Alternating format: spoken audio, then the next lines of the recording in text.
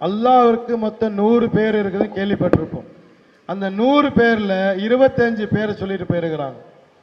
இதுல முக்கியமான விஷயம் என்னன்னு கேட்டீங்கன்னா, யார் ஒருவர் அஸ்மாவுல் ஹுஸ்னாவை சொல்லி துவா கேட்பாரோ அவருடைய துவா ஏற்றுக்கொள்ளப்படும்.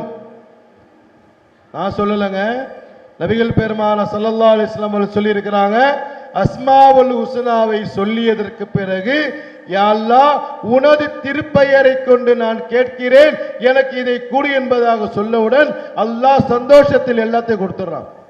அஸ்மாவுல் ஹுஸ்னா தெரியுதா பாத்தீங்களா? தெரியல. இனிமேல் அந்த பிள்ளைகிட்ட கேட்டுங்க, கேட்டு கத்துக்குங்க பிள்ளைங்கள்ட்ட இருந்து. அல்ஹம்துலில்லாஹ். அடுத்தபடியாக 2 பிள்ளைகள் கொஞ்சம் தாமதமா வந்திருக்கிறாங்க. அவங்களுக்கு மறுபடியும் ஒரு சந்தர்ப்பத்தை கொடுக்கலாம்.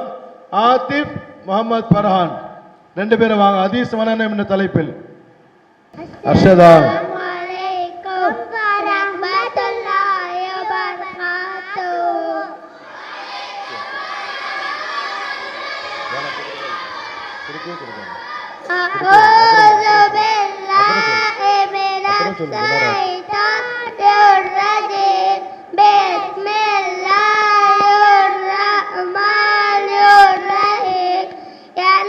கொடுக்கப்பட்டுள்ள தலைப்பு ஹதீஸ் மனனம் விளக்கம்.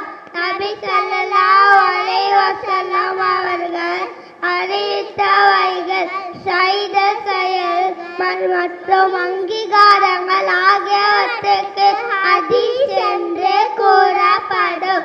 இன்னும் ஹதீஸ்களை மனனம் செய்வதற்கு இப்து ஹதீஸ் என்று கூறப்படும். ஹதீஸ் நம்பர் 1, இறையல் அத்தீனுல் இஸ்லாமுல் தீனிலிதானது. ஹதீஸ் நம்பர் 2, வணக்கவியல் விஸ்தாவுல் ஜன்னத்து ஸலாத்து, சொர்க்கத்தில் திறவுகோல் தொழுகை. ஹதீஸ் நம்பர் 3, வணிகவியல் மன்கஷஃப லைஸ மின்னா, எவர் ஏமாற்றுவாரோ அவன் தங்கள் சார்ந்தவர் அல்ல. ஹதீஸ் நம்பர் 4, வாழ்வியல் அஸ்ஸலாமு கப்லல் கலாம், பேச முன் சலாம் கூறுங்கள்.